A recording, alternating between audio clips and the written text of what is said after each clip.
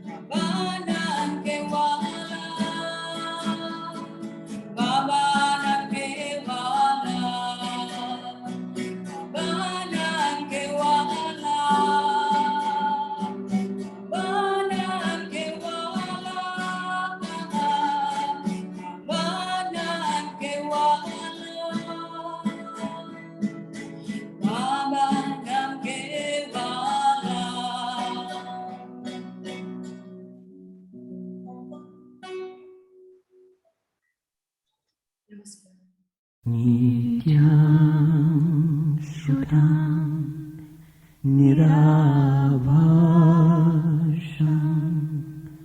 Nirakaram Niranjanam Nityabodham Chidanandam Guru Brahma Namamyaham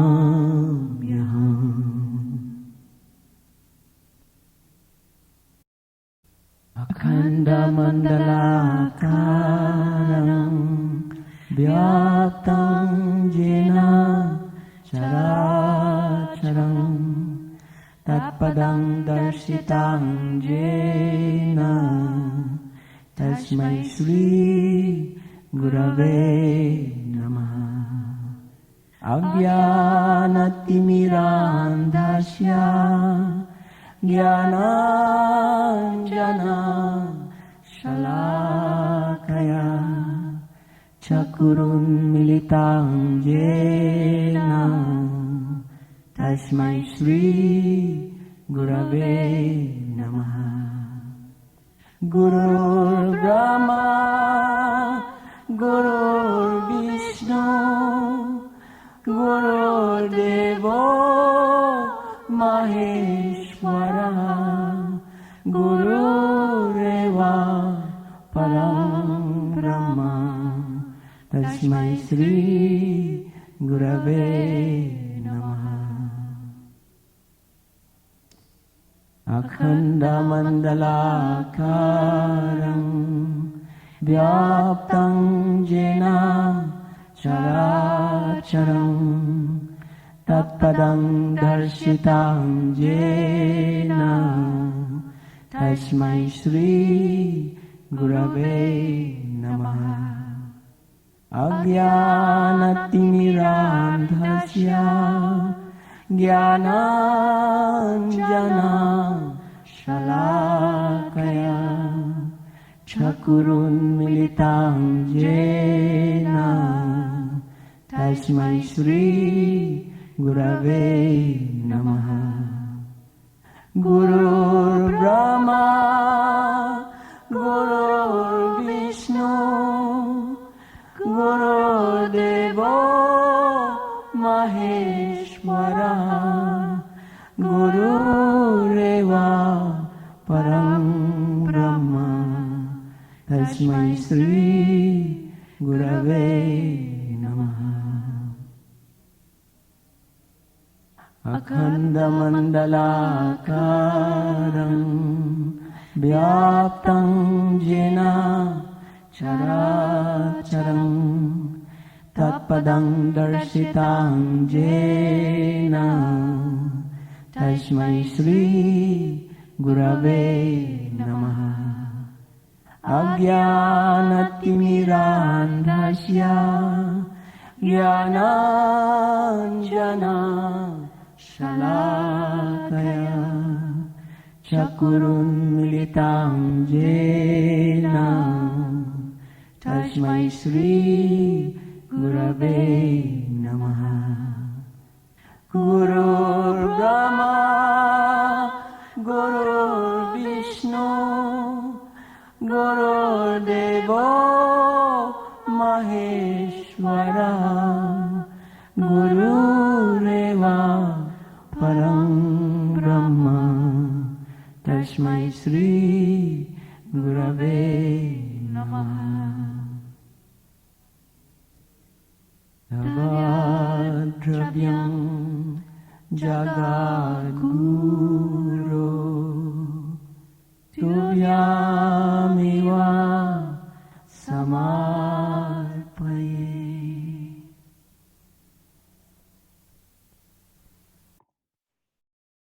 Namaskar, everyone. Hope you had a good meditation. I will be playing an introductory video now to celebrate Baba's centenary program.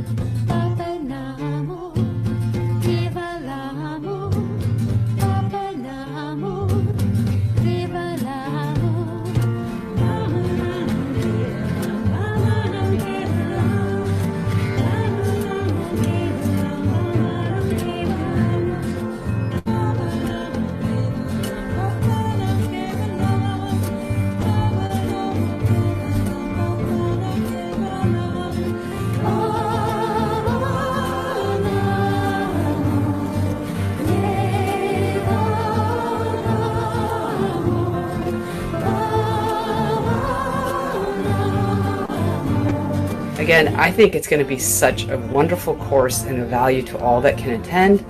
It's going to be open to all Margies of all ages and of all genders. So please check out our website at www.planetaryleadershiptraining.com and sign up today and join us. Thank you. Namaskar.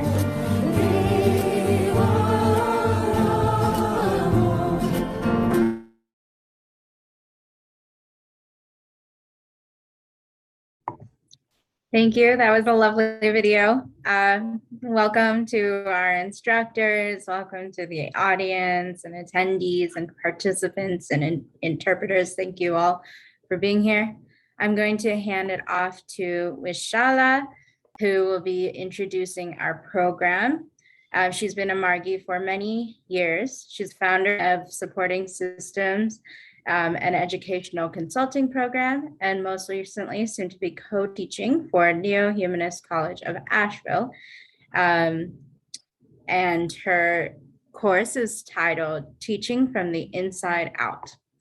Welcome, Mishala. I'll hand it off to you. Thank you so much. Namaskar to everyone. Welcome to everyone.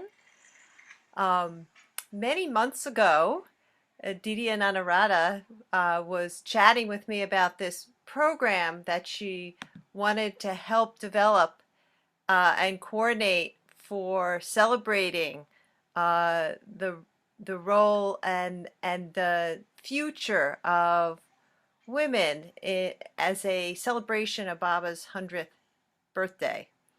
And in the course of developing this, it really expanded because in our most recent and also historical, which we'll talk a little bit about in the workshop that I'll be facilitating, the concept of who we are and how we coordinate together amongst all of humans really sort of came into that field.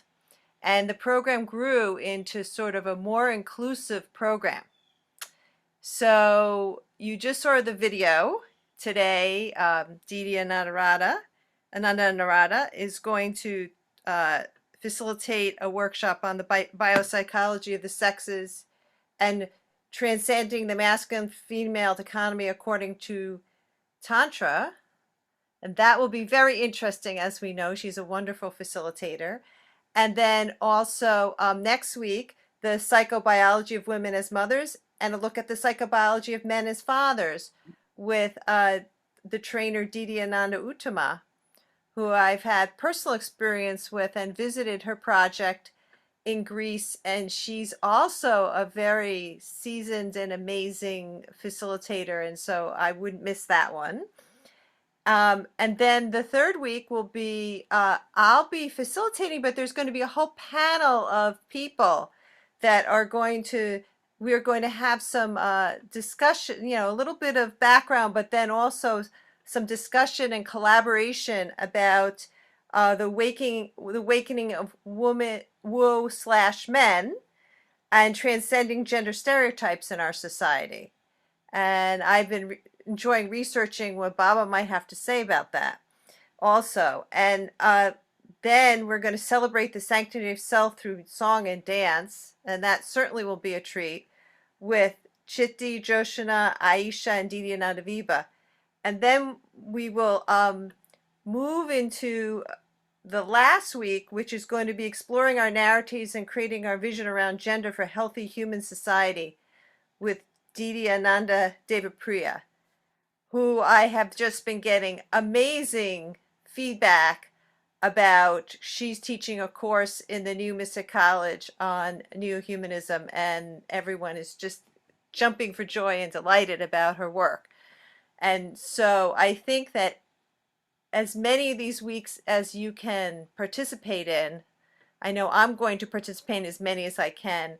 I think each one will be very special, and your input will also be important so that we can collectively move into the evolutionary place that will be more inclusive for all of us and have a coordinated cooperation between all of us. So I'm going to pass it on now to Didi Ananda Anurada, and she will start her training for today. Thank you. Didi Anurada lives and works in Costa Rica. She became a Didi in 1981, so 40 years today. Thank you, Didi Anurada.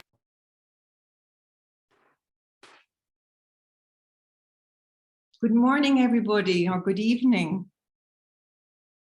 So I'm very, very happy to be here with everybody today, and for us to explore together, Baba's teaching on this subject. I want to give a special welcome to the Marquis of Mexico. The Mexico retreat has joined us. Entonces, namaskar a todo el mundo allá. Es un gusto tenerles y lástima que es en inglés, pero lo prometo tener uno en español para ustedes. Namaskar. Okay. So,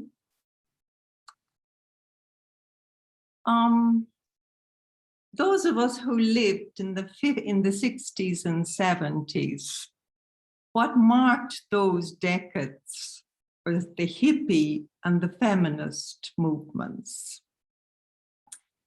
Now, what has marked these last 2 decades? The Me Too movement, gender,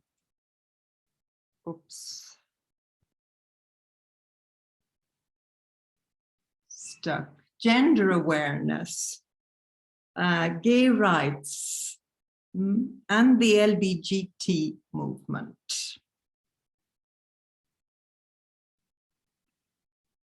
Now it's coming. And, the whole thing is growing, it's morphing. And now it's not, we just don't talk about LGBT, now it's LGBTQIA. So I thought, this year, Baba's birthday, I thought it would be very interesting for us to explore those ideas. There's a lot of emotion around, the sexes and about these themes. But Baba was very insistent. Baba wants me, he wants us to understand the psychologies of different groups, and particularly, of course, our own psychology. So, generally, not always, when we use the word sex, we're referring to biological differences or innate differences. And very often, when we use the term gender, we are referring more to imposed differences. So I like this quote. It's telling that, there's a kind of a scholarly consensus that gender is a human invention and that we're always doing gender. So society does gender. So, of course, this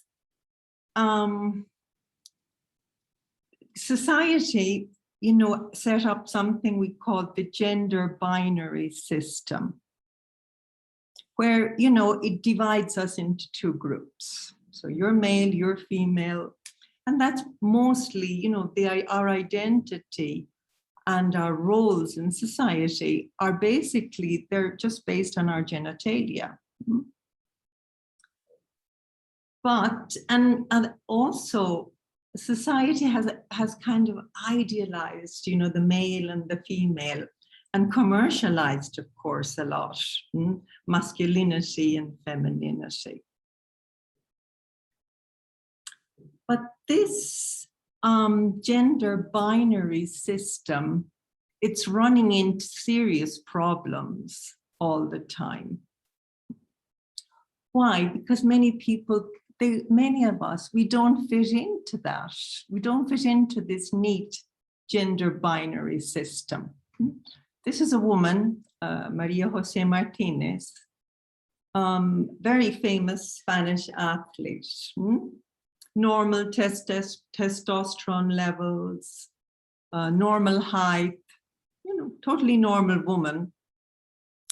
But in order to enter the 1986 Olympic Games, she had to do a chromatin test to see her chromosomes.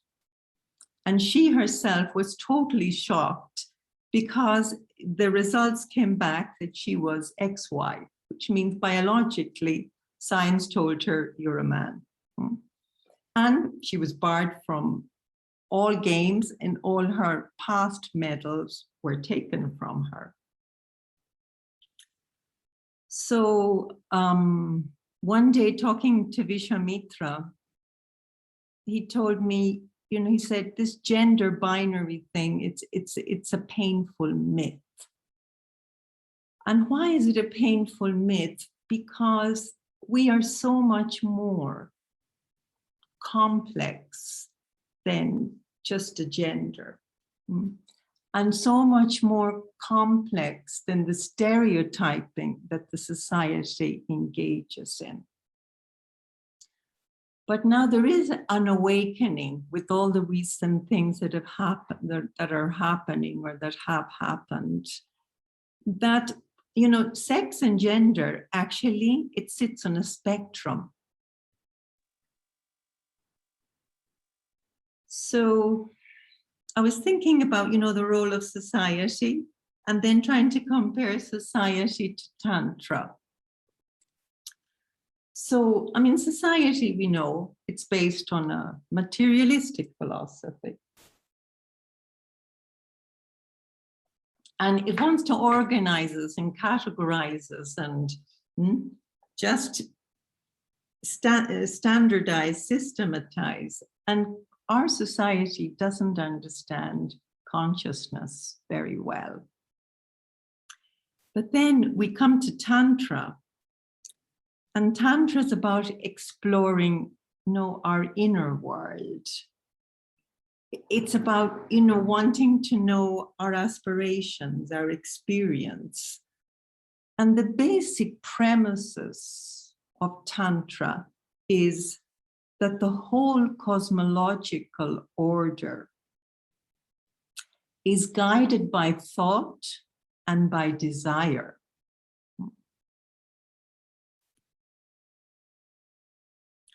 So if we're going to talk about the main premises of Tantra, let's go back to the very first sutra. I think everybody knows this sutra. Shiva Shaktyak Makam Brahma. This is how Tantra sees the whole of creation. Brahma is the composite of Shiva and of Shakti.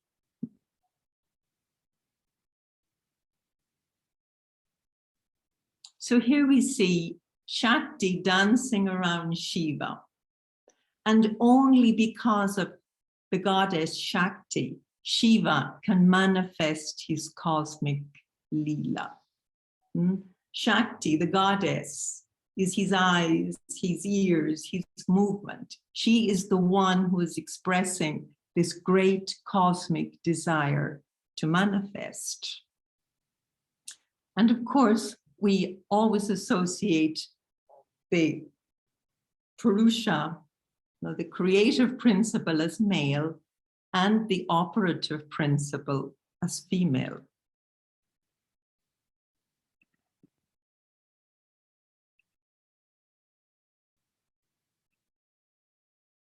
Now, in the very beginning, there was the Shakta Tantra. And in the ancient world, it was the cosmic feminine power that was the supreme eternal reality. And then all these different goddesses in India, they came from this whole idea of the Shakta Tantra. But in Ananda Marga, oh, and also in Europe, all over Europe, 8,000 years ago, there was the cult of the fertility goddess, which is again related to Shakta Tantra. But in Ananda Marga, we embrace Shaiva Tantra.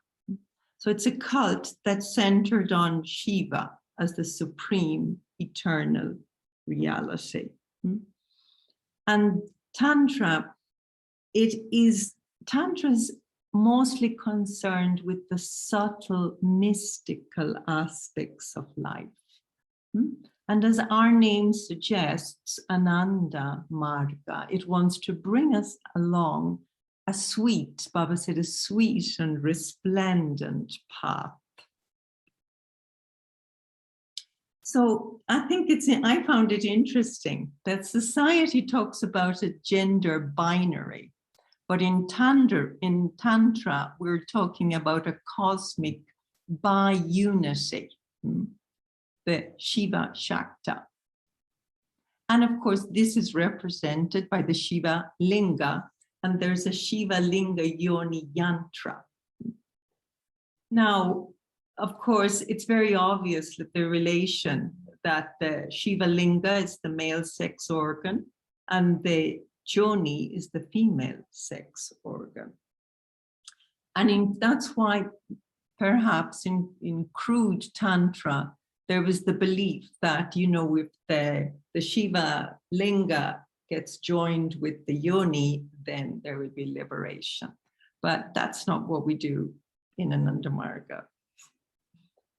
So just following through from this idea, so we understand when I think of gender and sex, we need to understand the big picture that Baba gives us. So here I am.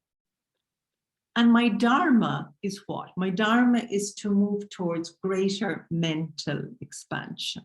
Yes, I have a physical dharma where I need to procreate and survive and do all the things to survive on planet Earth.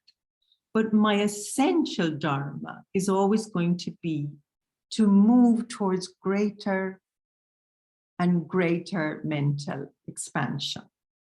Now, if I want to, in order for me to fulfill this dharma, each one of us needs to assume a prana dharma.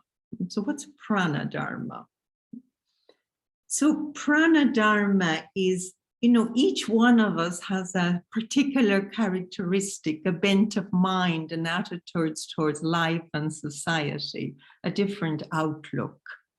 And in order for us to express this prana dharma, of course, we need to interact with all the diversity in creation. So the interesting question then will arise, of course, why?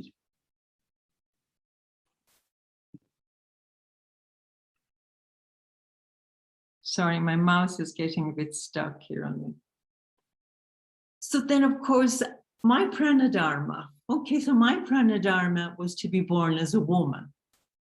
And I think so, it wasn't an accident I was born as a woman, okay, and you were born as a male. What's behind that? So in the beginning, the unit soul, the Jiva Atma, here we're all together. No disembodied minds associated with samskaras waiting to come to Earth or maybe some other planet. Now here, Jiva Atmans, they don't have soul. So, Bob explains that this disembodied mind that you see here moves through the cosmos, but it's guided by cosmic mind, adjusted with the proper structure at a proper time and place.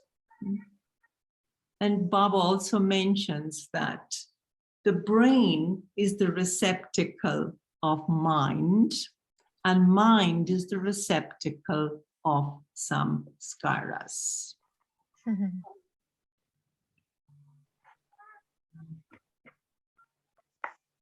So,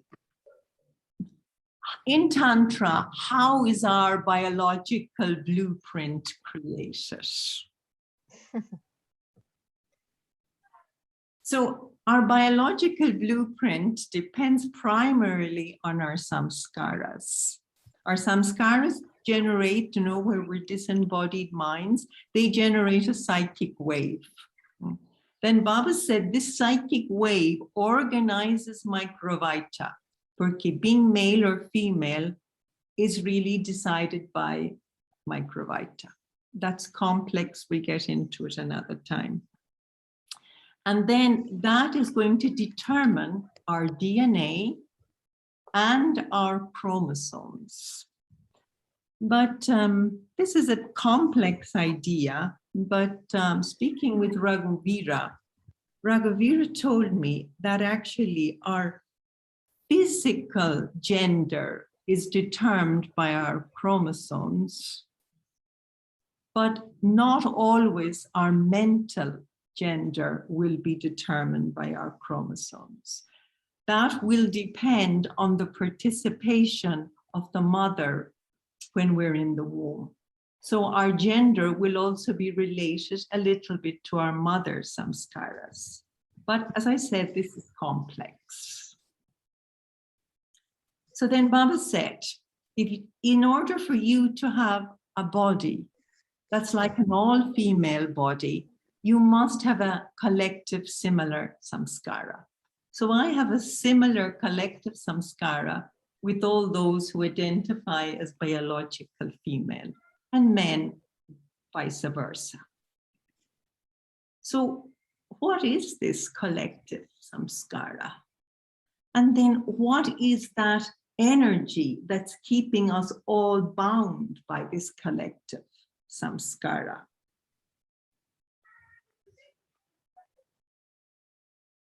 So it's a little hard to draw these things because they're so subtle, but let's see. So now we've all come here on Earth. We've all taken physical bodies. And when we take a physical body, of course, it's the Shakti that's holding everything together. And the Shakti is dominated by the law of attraction, or it's conditioned by the law of attraction. So what's this law of attraction? There's a force that's attracting and there's a force that's being attracted.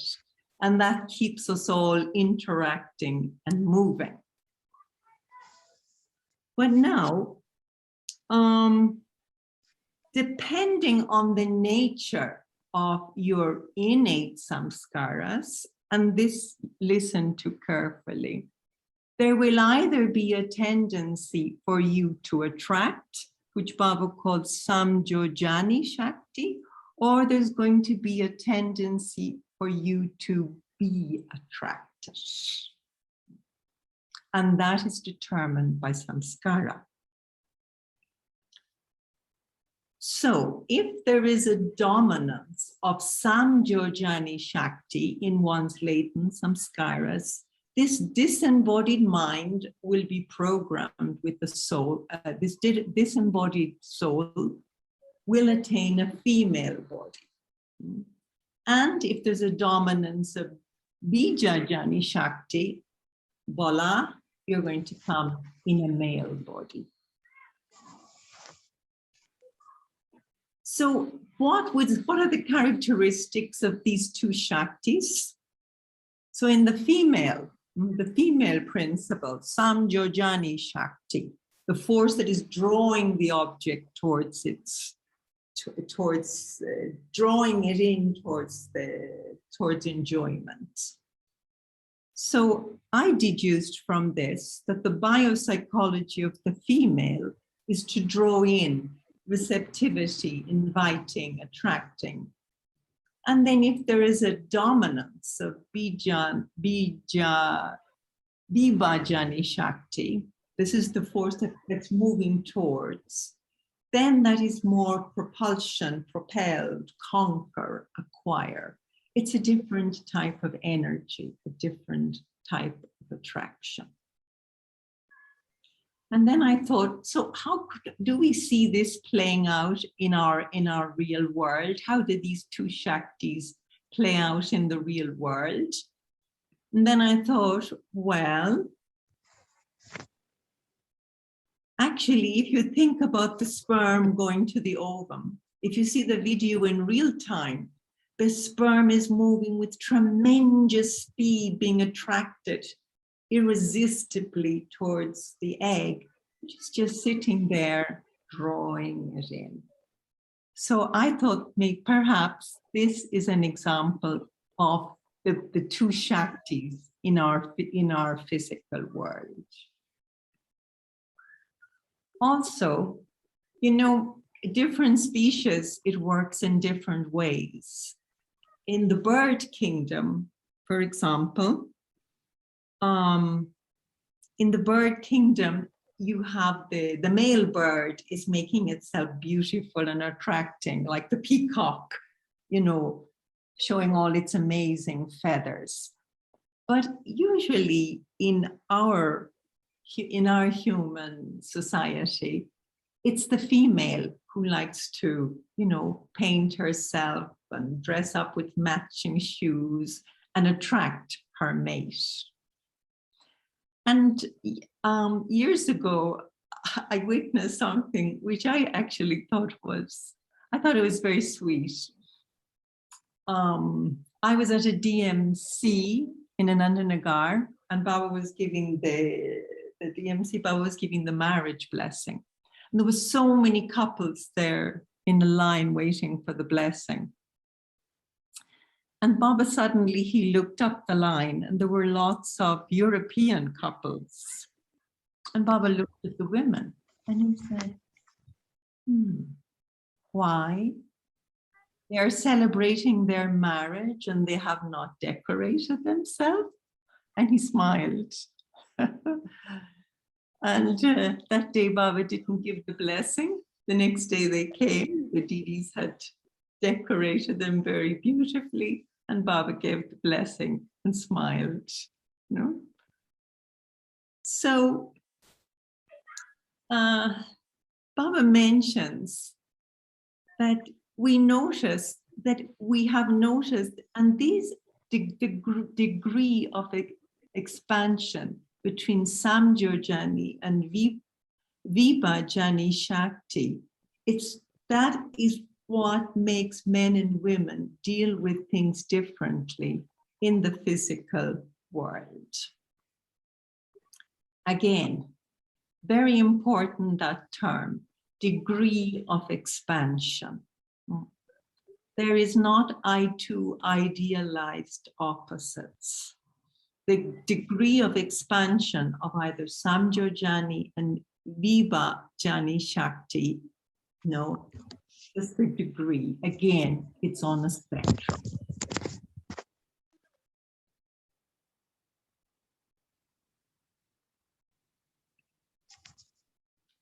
So now there's some noise from some microphone. Somebody is not muted.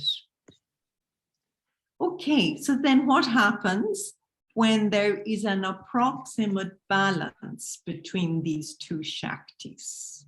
Neither of the two Shaktis is dominant.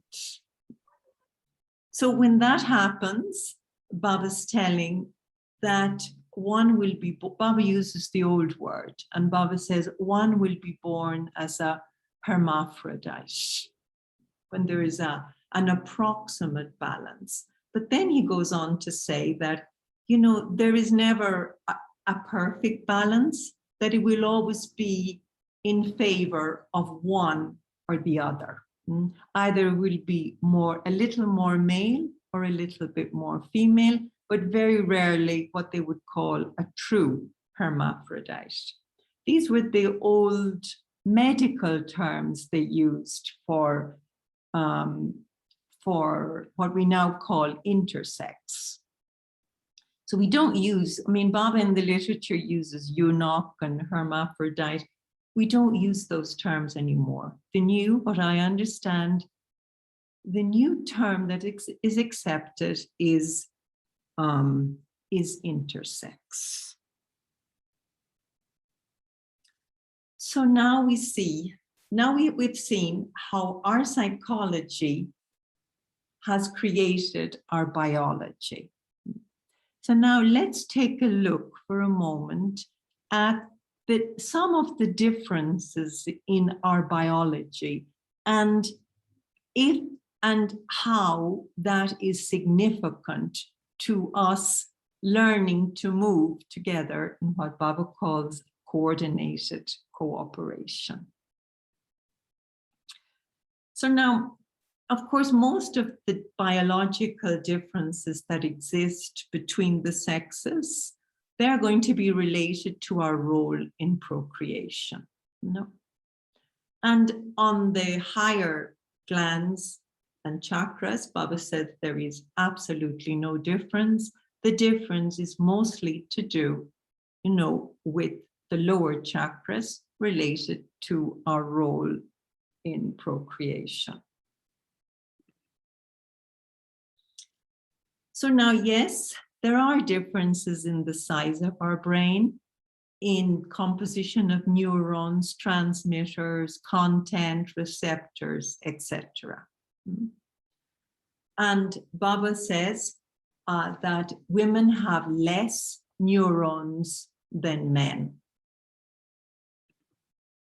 Of course, very, very important is, okay, how do we interpret this information? What does it mean that women have a smaller brain than men, on average, have a smaller brain than men? And I mean, in the last century, this famous evolutionary biologist, he published an important document in some scientific journal. And he came to the conclusion that, well, because, our brains are about 5 ounces less, on merely anatomical grounds, we have to be prepared to expect a marked inferiority in the intellectual power of the former. And of course, we, the women, are the former.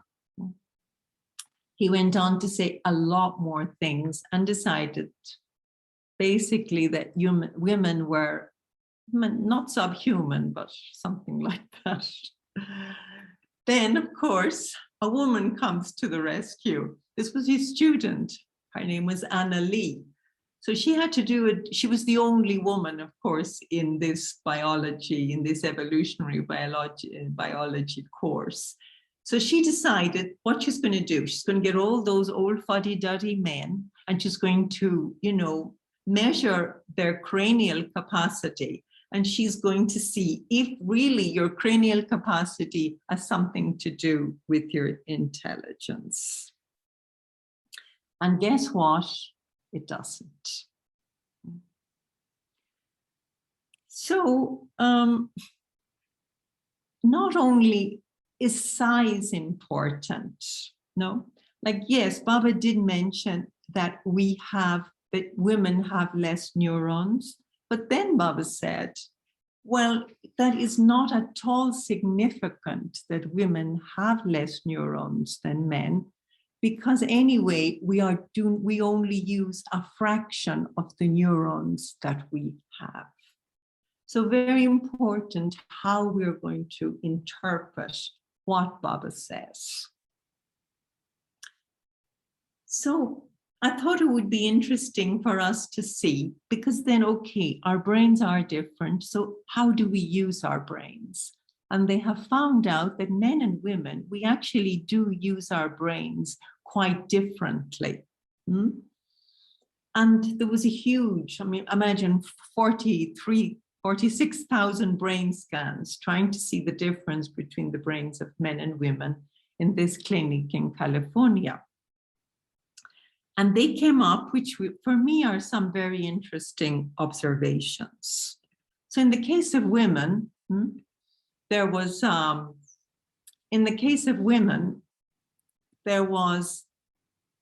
much more blood flow here in the prefrontal cortex, and also much more blood flow in the limbic or emotional areas, meaning that the prefrontal cortex of women was more active. And what's that cortex? It's empathy, it's intuition, collaboration, and also self-control. We don't get into as many brawls in bars, for example, as men do. And now this is interesting, the limbic area, and that's the emotional sensitivity. Baba called it sentimentality. But that also, the study says, could leave us women more vulnerable to anxiety, depression, and insomnia. So that's what the activity of the female brain looked like. Now, the activity in the male brain, also very interesting. There was a lot more blood flow in the visual and coordination centers of their brain. And these are the areas you need for understanding and building systems. Of course, both men and women, they do have activity in all areas of the brain, but in taking the data that they got, predominantly men were more active in this area and women more active in prefrontal cortex and in the limbic area. So when I read that, I remember something Chiti said in one conversation. She said, once when we were talking to organize this meeting, Chiti said, but is this something inborn or is this something we learn? Now, back in the 30s and 40s, Simone de Beauvoir was famous for saying, no, you're not born a woman, you become a woman. You're not born a man, you become a man. We do gender. But Tantra is telling that actually we do come with the predominance of a certain Shakti, which predisposes us in a certain way. So I thought, wow, let's see what science says about this. And then I found the work of this behavioral psychologist from Oxford, Simon Baron Cohen. And what he did was very interesting. He measured a lot of our behavior. Of course, a lot of the behavior related to gender behavior is related to our testosterone levels. So he decided to measure prenatal testosterone levels to determine gender characteristics. So what did he do? Women often have to do an exam. He takes out some amniotic fluid and he measures the levels of testosterone in the amniotic fluids. And he then went on to do studies over years with these children. And surprising for me was that, yes, women, little girls who had much lower prenatal testosterone levels, better eye contact when they're a year old, second year birthday, they're looking for contact, they're better verbal and communication skills. And at their 8th birthday, more empathy skills. And of course, verbal, etc. And here the naughty boys, less eye contact, poor communication skills, but by their 8th birthday, they had developed better analytical and abstract solving problems. I thought Baba summed this up really nicely. So it does seem there is a predisposition in the male and the female to have tendencies towards certain types of behavior.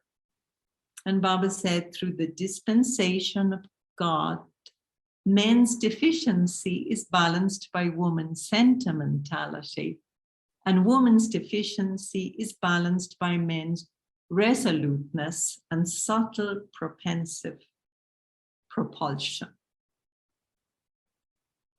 Of course, the word sentimentality is getting a bad rap, you know, but it actually does mean being a person being sensitive to the emotions and to one's own emotions and the needs of others. Okay, so Baba doesn't stop there. Then Baba writes an article, The Scope of Biopsychology. So does that mean I'm stuck with what I have? Does that mean, okay, I'm born a woman, I'm born like this, so I'm stuck with that? No. Baba is a great visionary. Now we're going to see how Baba wants us to do gender in the future, how Baba wants us to be in the future. And Baba says that if there is a change in the glandular structure of the human being, we will actually, you can manipulate these Shaktis. You can manipulate the forces of Samjojani and Bijajani Shakti in the mind. And if there's a major change in those forces, you can even change the physical body. So, come on, mouse. Then I remembered this story, and many of you will, of course, remember it. So here, to the side I'm pointing at, this is Shikandi in the Mahabharata, and this is Vishnu. So Shikandi, the story is told, and Baba corroborated this story, that Shikandi is born a woman, but it suffered an injustice in the last life from Bhisma, because Bhisma is a known man and he's a young guy. He suffered a great injustice as a woman in his last life. So he came back as a man and he had a sankalpa. He wanted to destroy him. And he wanted to come and fight in the great battle. But you're not allowed to fight if you're a woman. So what did Shikandi do? Shikandi, the literature tells, goes into the forest and he finds a non-Aryan Rakashi doctor. And this doctor, over a long period of time, helped him transition in from female into male. Sex change was known to the ancients and they called them Kinnara. And if you read discourses on the Mahabharata, Baba does talk about the existence of these non-Aryan Rakashi doctors and how they had an expertise in surgery, in microsurgery, and different areas of science. Now, Baba himself did in the very late 60s, I don't remember the year, but in Madras, India, recently we talked to Dada, this is Dada Karnananda here, because I remember he telling me this story years and years ago. And I couldn't remember the details. So we talked to him a few days ago and he told us that Baba made a demonstration on how to change first these Shaktis in the body. You manipulate the glands, you change the Shaktis, and then you change the body. So that day Baba called him, he was in Madras, he made him lie down, And Baba said that in order to transform Dada from a male body to a female body, he needed to adjust 8 different glands. So he lied down, Baba starts to touch with his stick, and he reaches 6 glands.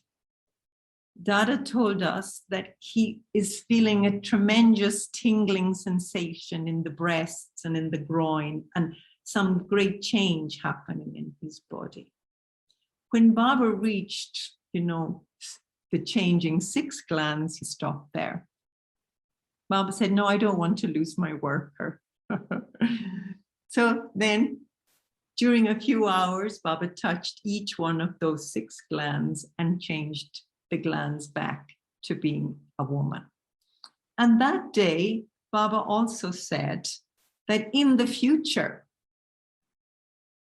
science will be able to change, man to woman, woman to man. It's a little bit more complex to change a woman to a man than a man to a woman. And Baba said it's of a matter of biological importance that humans have done nothing in this direction so far.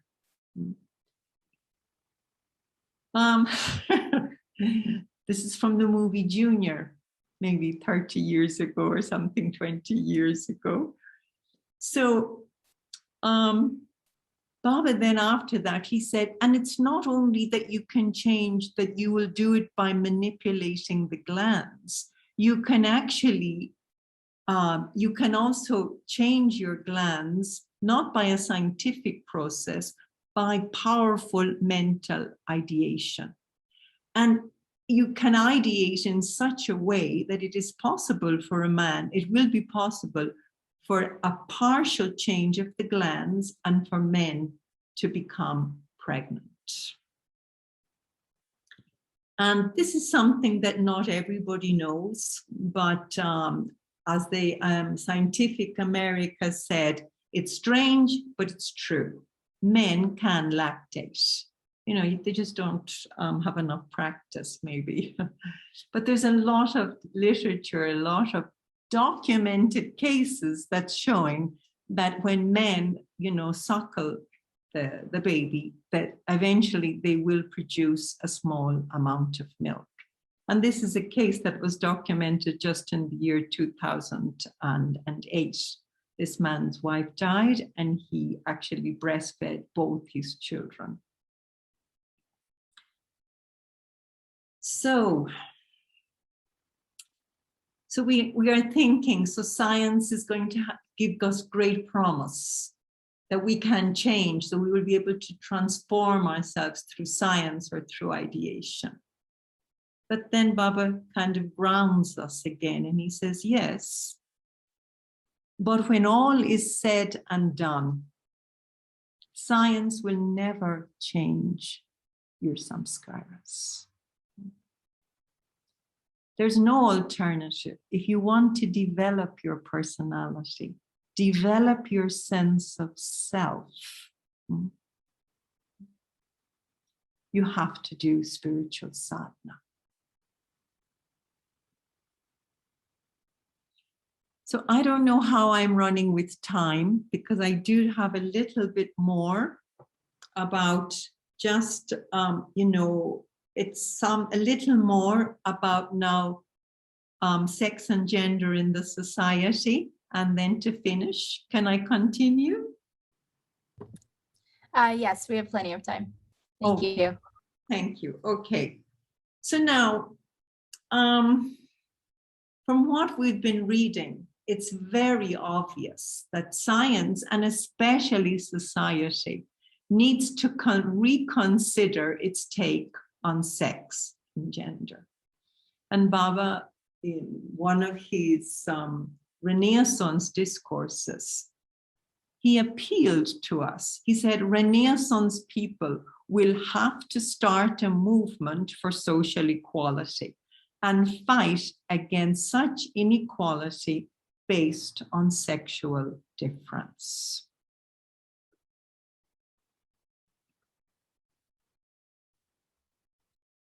Now, tremendous human suffering has been caused by how society wants to view our gender, our sexuality, our way of being in the world. Anything that deviated from mainstream has been brutally dealt with. And unfortunately, we still live in a society where greed is good, where the values that many of the core values, if you like, are physical and sexual prowess, ruthless ambition, and unbridled power. So let's think for one moment about, so we're going to think for a moment about the social, women and social inequality. Because, you know, there's a whole movement that women are going to, you know, become CEOs. Women are going to be the presidents of the country. No more inequality. And I'm all for that. But at the same time, what is happening is that women, we are still the primary caregivers of children. And so many women are facing a conflict, pulled between two bosses. No, honey, is the dinner ready? And my boss saying, where's the last report? And yes, many studies are showing us work-family conflicts. Of course, they're going to have adverse consequences on women's working, on the working women's career development. What's going to be your priority, and how can you prioritize? Society doesn't consider the biological role of women and condition how it functions to facilitate that role. And I also sometimes think, you know, this, when we saw the bull and the child in that, many women and many of us women, it's hard for us to embody those values of greed is good and power. And it seems that women are a little bit less interested in power than men. That's just off the cuff. So, revolutionary idea, crazy idea. You know, there was back in the 70s, there was a group of feminism who came up with this term. They said, we will never be free unless we're released from the tyranny of reproduction. And they saw this, that they had to be the ones to give birth and bring forth life. They thought that, well, this is a tyranny and it's not allowing me to maybe do some of the things that I want to do. So now, a few decades later, there's a group of women who are not talking exactly about the tyranny of reproduction, but they're thinking of, so it seems that in the future, we are moving towards what we call ectogenesis, okay?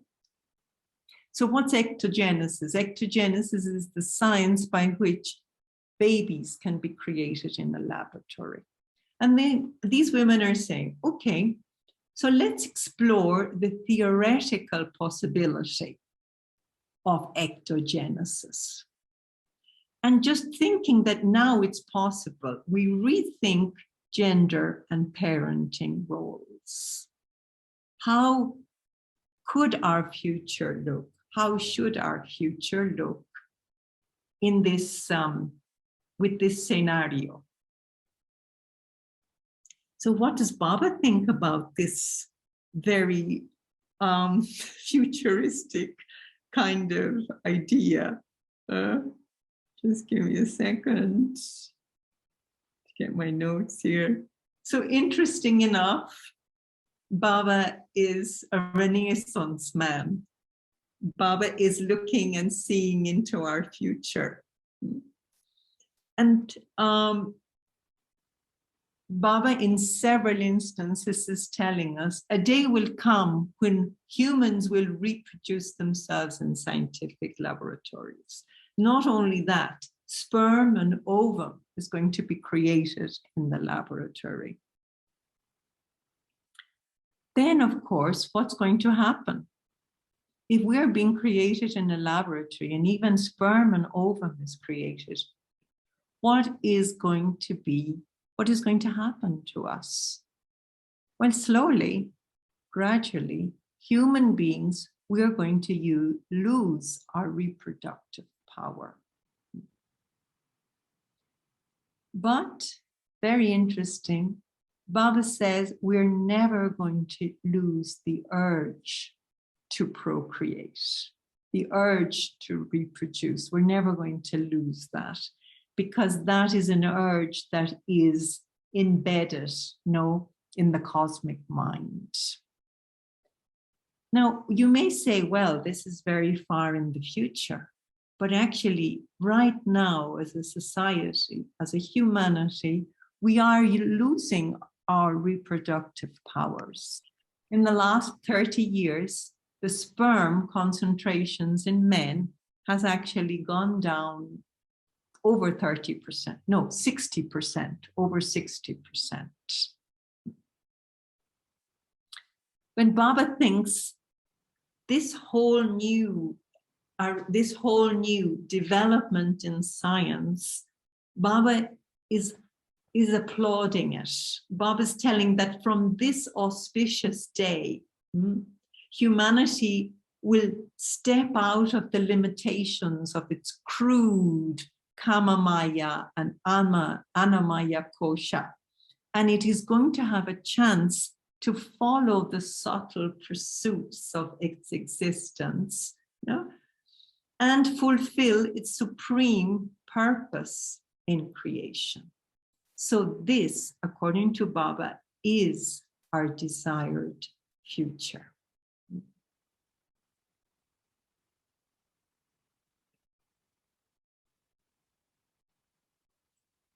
So if we are going to develop, our bodies are going to change. And how are our bodies going to change?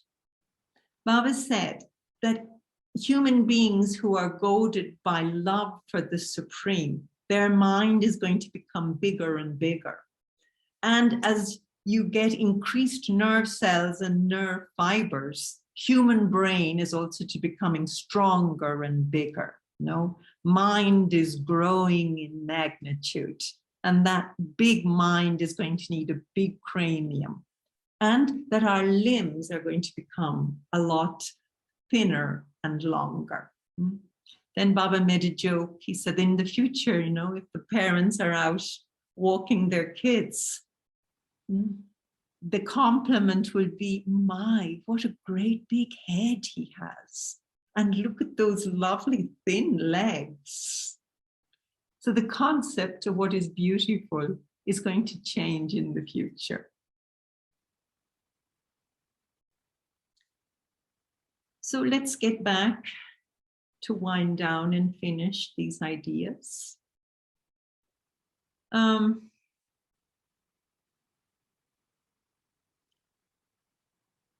So think of ourselves now, in this moment in our society. And here in this moment now, I am conscious of a force, of a Shakti that is influencing me. So this force of attraction, we all experience in our lives. It starts as a purely physical attraction. It's going to be driven by hormones and brain chemistry. And it results in a great dopamine high, which we call infatuation. But this dopamine high will never last, of course, for very long. Then, we move from this kind of feeling of infatuation to a need, a deep need to seek resonance in the company of another and search for a sense of identity, community, and purpose. So we move there to want to create meaningful, loving relationships. But then some of us are talking about the different types of relationships we have, no? And something Simone de Beauvoir said, I thought was interesting, because she said this like, what, 50 years ago or more? No, she said this probably 100 years ago. In itself, homosexuality is as limiting as heterosexuality. The ideal is to be capable of loving a human being. And I think Baba also, the idea is not that I celebrate my homosexuality or my heterosexuality, but that I celebrate human love. But Baba says, yes, celebrate love and affection are amazing attributes. But the best path to follow is to channelize all one's love and affection towards the Supreme Consciousness. And this is the way we're going to expand the arena of love. This is the all blissful state of love that doesn't have highs and lows, infused with dopamine. It's an all blissful state. This is the ideal of love that Baba wants to give us. So when we think about male and female, we go back to the idea of Shiva and Shakti. And Radha is actually just a mythological or philosophical concept. It was never true. It wasn't a woman. But Radha does represent a little bit this quintessential woman. But she represents us in the highest state of love. And she's always represented, Krishna and her as young lovers.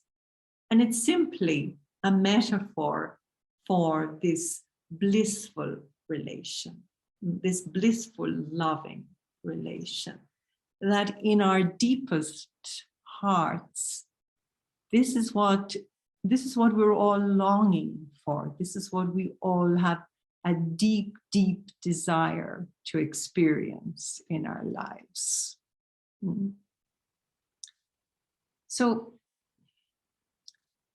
Mirabai, famous saint Mirabai, one day she wanted the darshan of a male sadhu.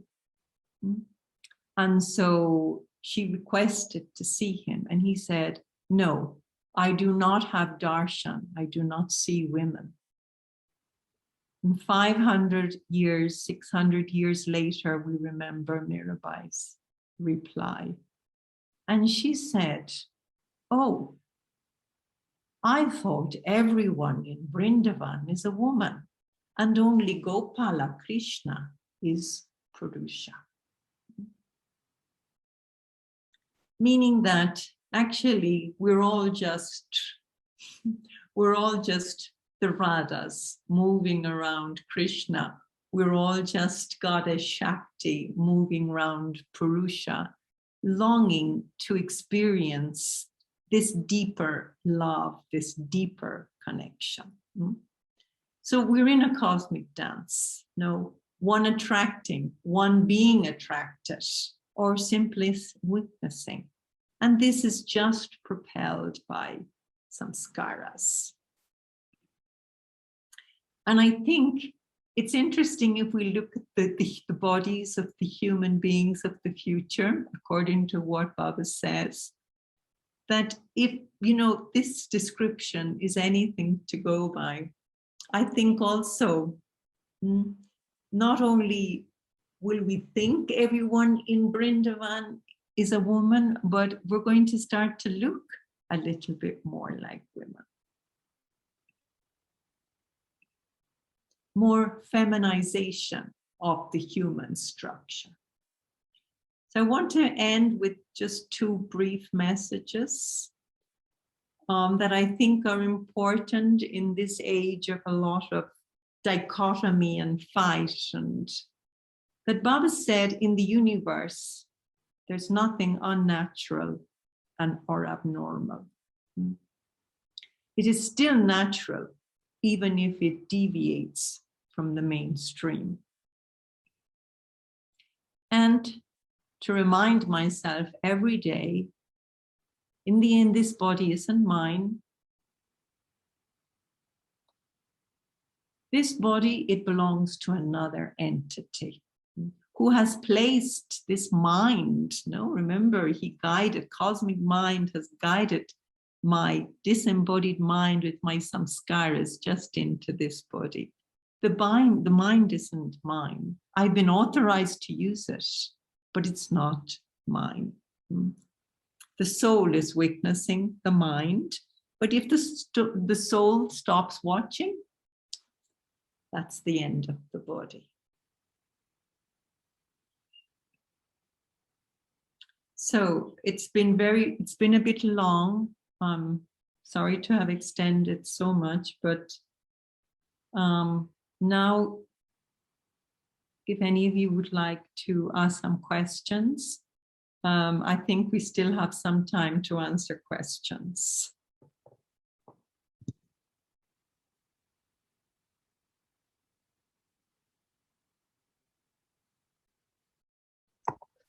Thank you so much, Didi. If you have a question, you can raise your hand and I will unmute you, or you can put it in the chat.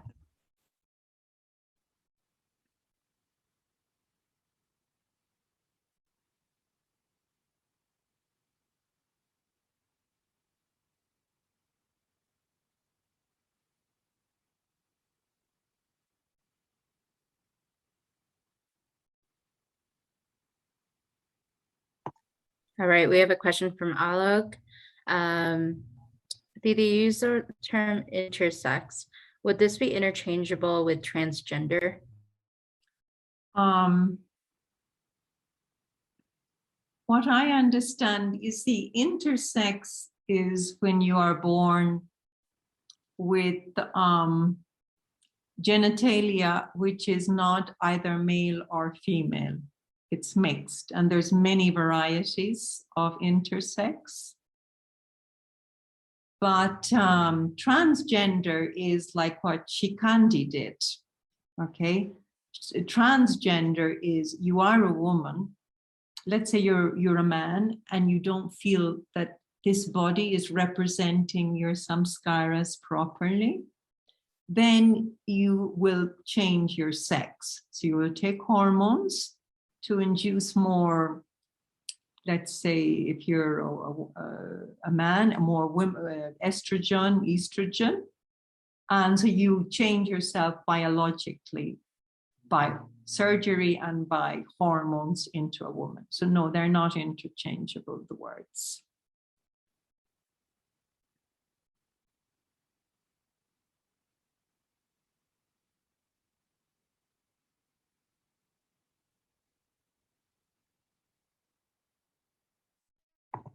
I have a question. How can we encourage people that aren't in the spiritual sphere to work towards these ideas, specifically like in the workplace or in people we work with? So how can we encourage what? Sorry? People that aren't in the spiritual sphere, non-Margis, to embrace like transcending gender. Yeah, that's actually a very, very interesting question. Personally, Priyanka, what I have noticed is that there's a huge amount of emotion. I mean, these issues have been suppressed for thousands of years. and people have been exploited because of their differences, because for thousands of years. So there's a huge amount of pain involving it. So number one, it's important not to get emotional, because that just adds another layer onto it. To hold your own space with your idea and feel that idea, live that idea. And then when we talk to people, try to express it in the best possible way. I do think we need to counteract. I mean, there is actually even a gender bombardment in our society right now. So to counteract that, keep Baba's ideas, and whatever we do, say it with cosmic ideation.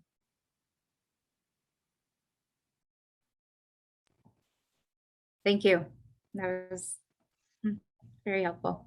A couple more questions. We have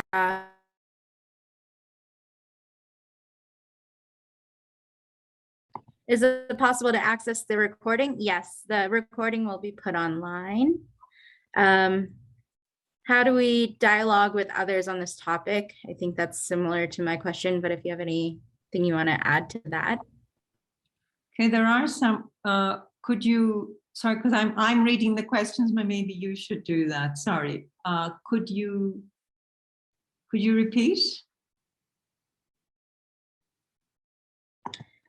Yeah, so I'm reading the questions from the chat. We have, what is Baba's opinion on homosexuality relation? In some books, it said that Baba really against it, but another book said that Baba never said any particular thing about it. Okay, I think the second part is correct. I mean, in order to do this presentation, I tried to read everything that Baba says regarding gender. And you see, Baba wants us, Baba is a visionary. He wants the Radha Baba idea. Baba accepts, if you read the whole talk is about the diversity, and Baba again and again accepts the diversity. He understands that there is nothing unnatural in the society, but Baba doesn't want that I go around with the flag, no, of my heterosexuality, of my lesbianism. No, we accept ourselves as we are. Society needs to accept us as we are, as we move forward towards this new vision of society. So Baba, I have not read anything Baba has said in this regard.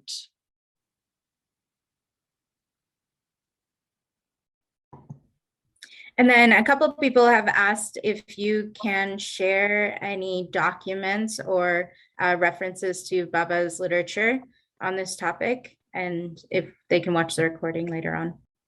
Yes, actually, there is a lot of information in this talk. I think the ideal thing would be for PLT to have the video up. What I will try to do, actually, I was thinking this, that it's very important when we tell things that we give the proper source. Where did I get this information from? Where is this information sourced from? So I'll try to make a list and send to PLT, and maybe they can put on the video. So when you are seeing the information again, when you're seeing the information again, you will see it with that, with the, what's it called? With the sources. Awesome. That would be really helpful. I don't see any more questions. I'm going to allow all the participants to unmute themselves, and then if anyone has questions, they can unmute and ask and discuss.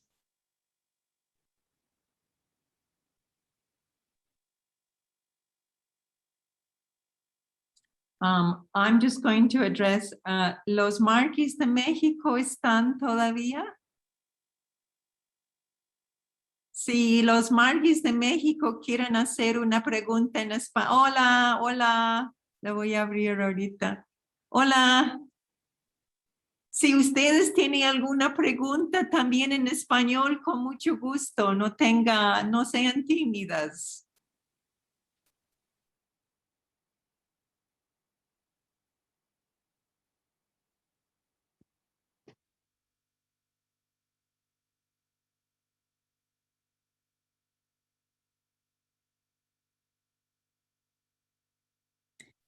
We have another question in the chat. Is prejudice against people with dissident gender expressions also part of our sanskara?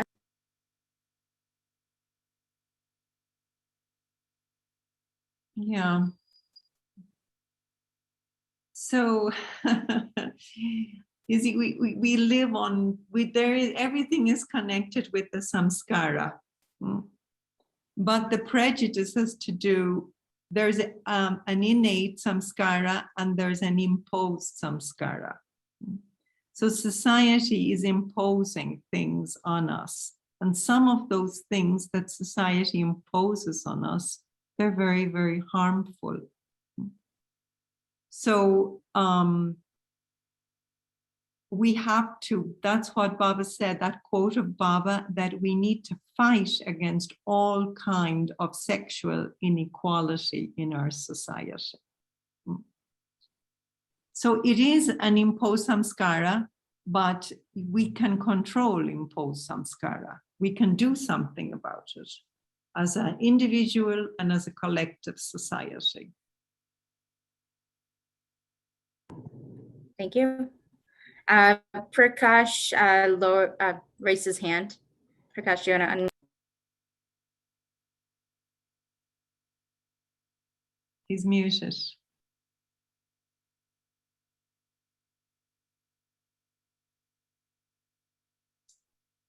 Okay, thank you. Namaskar. Namaskar, Prakash. Thank you very much, Dee.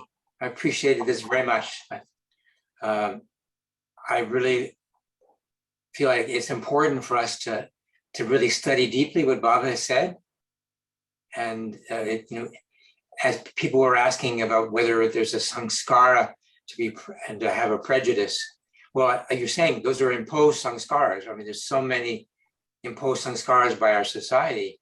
And Baba's asking us to fight against those, especially when they're creating disparities and inequalities and injustice. But also to recognize that, Baba wants us to educate and learn and study and ask questions deeply. And so, and it's easy to think, well, someone knows Baba for a long time and therefore whatever they say must be correct. Well, then if it doesn't make sense, doesn't fit in, we should ask the question, well, where did Baba say that? And as you do, you're researching everything Baba wrote about gender, and it comes to different conclusions than people who may have known Baba for a long time, but simply are reflecting their own particular society, the bias at a particular moment in time. Yeah. We all have to struggle with that because we all come into different societies or communities that have different biases, and to undo that is a lot of work over time. Our spiritual work and our activist work and our service work. Yeah. And for me, it's very inspiring that I'm part of a community. I'm part of a group that has such incredible universal ideas. Because there's so many groups in society that their ideals are not based on universalism. So we are very blessed to have what keeps us all together. What's that force that's keeping all of us together is Baba's ideology. That's what guides us, and that's our inspiration. So then the challenge is I have to live that ideology. I have to be that ideology. And we are trying to help one another to live and be the ideology.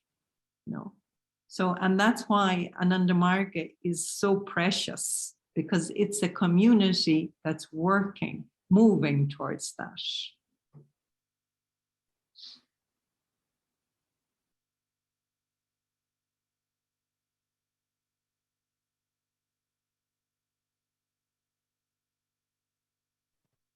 Lalita is talking. I think Lolita was translating. Ah, she was translating. Okay.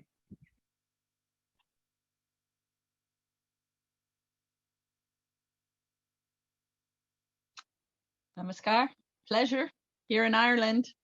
Ah, namaskar, Didi. How's Ireland today?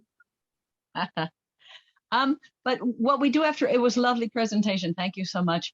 And the idea to remember that we have to be, you know, the revolutionaries, the vanguard of the revolution. So we have to be in the forefront, because I've had some discussions on gender with other people, and they say, well, we'll be at the forefront later. And I said, no, now is the time to be at the forefront, you know, because that's what we represent and what Baba wants us to represent. Mm-hmm. Is yeah. The time is now, right? right. Time is and now. this other thing that Baba talked about at the Kai-shek propensity, and he said if women understood this propensity, you know, which is that that sentimentality, we could do great things for society. Society would be way better off. So I think we have to learn that, to utilize those sentiments of love and care and hope and all that. Didi, You're can more you powerful write than that in the chat? Didi Nandaprama, could you write that in the chat? That's very interesting, so we can see it. Sure. It's in of course the Awakening of Woman. Yes. On Yeah. sentimentality. Yeah. I mean, I only touched a fraction of all the things Baba said, only a fraction. But thank you for that. Okay. Namaskar. Namaskar, Didi, namaskar. What is the best way for us to research or access some of the writings that Baba has on this topic? Yes, a good question. You see, Baba, it's a little dispersed, so you have to go and look and bring it together. I mean, you'll find a lot there together in the book Yoga Psychology. There's quite a bit of information there. And actually the best way is doing programs like this, because we're going to have these 5 Saturdays, and each Saturday is going to be seeing a different aspect. So that is definitely the best way, learning and doing it together and having a conversation around these things. Today is just a presentation, but other days there's going to be, like with Vishala, we're all going to participate to develop more some of the things Baba said.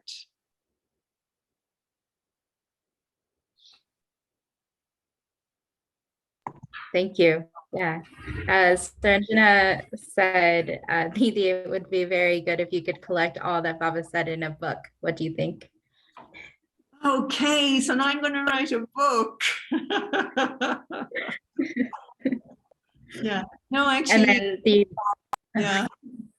I think we need to start. I'd love one day to make a movie about some different things. You know, you sometimes you see presentations, let's say in Gaia or Netflix, and you say, no, but that's not exactly how it is, because somehow Baba, so in order for us to get our ideas out there, we will definitely have to do, you know, more sophisticated audiovisual stuff in the future. So people really begin to, you know, get more access to Baba's ideology. Yes. Thank you. Yeah. The Mexican retreat would like to speak. I think they're unmuted. Los en México. Namaskar. Si preguntan en español, yo puedo traducir también. So can you hear me? Yes, yes. Namaskar. Namaskar, namaskar. We didn't, bueno, no tenemos duda por el momento. Sin embargo, creo que tenemos bastante que procesar y agradecemos y apreciamos tu charla, que la compartieras con nosotros.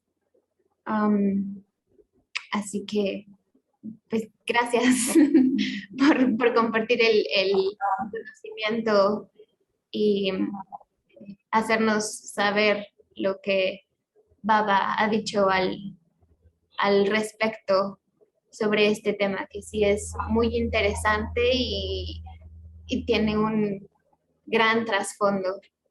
Tiene un gran trasfondo, así. Qué lindo ver a todos, qué lindo ver a todos.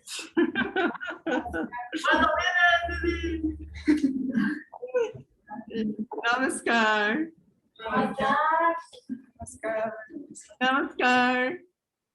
Vivi, fue muy explícito y muy claro todo el mensaje. Ahora tenemos que, como dijo la hermana, tenemos que profundizar un poco más para asimilar mejor, ir subiendo, ir para arriba. Para arriba. Este es el reto, este es nuestro reto. Hola, Asha Devi. Namaskar, Vivi. Namaskar, Asha Devi. Sí. Qué bueno, excelente idea de reunirse con nosotros hoy. Excelente idea, me encanta, me encanta. Ok, muy bien, gracias.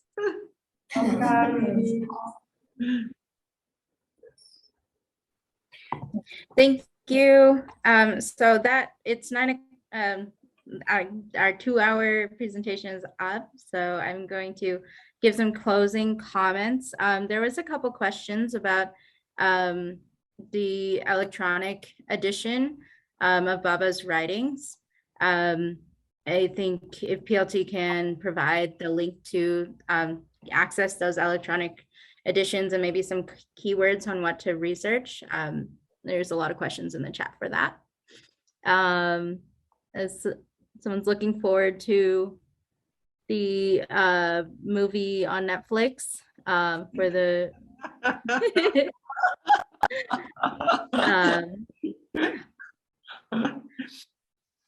so I'm sure you can direct any questions, follow-up questions to Didi Anurada, Planetary Leadership Program, Didi Madhupurna. Thank you so much for attending. Yes, and we'll see you all next week.